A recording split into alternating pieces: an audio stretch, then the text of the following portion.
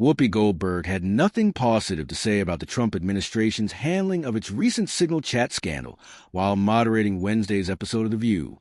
The EGOT winner compared the snafu, in which a journalist of The Atlantic was accidentally added to a military group chat that included Defense Secretary Pete Hegseth, National Security Advisor Mike Waltz, and Vice President J.D. Vance, to the way a cat attempts to bury all the evidence of its poop after using a litter box.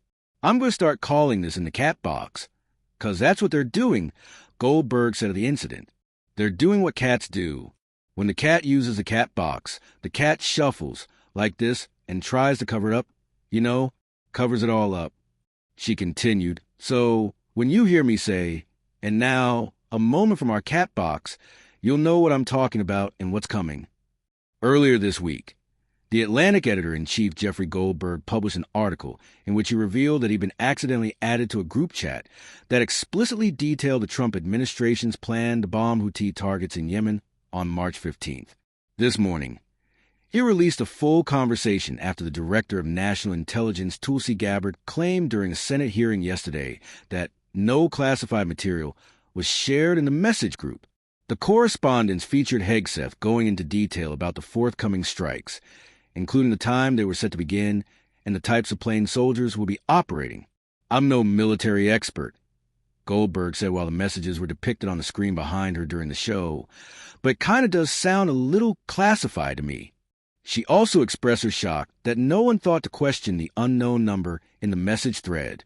You see a funny phone number on a group chat, and you don't say to somebody, "Who is this?" Or you see a name and think, "Goldberg? Is that Whoopi?" she said. You see that there is a name that shouldn't be there. I'm sorry. You can say, "No, this isn't a big deal. But this is a big deal. This is a very big deal."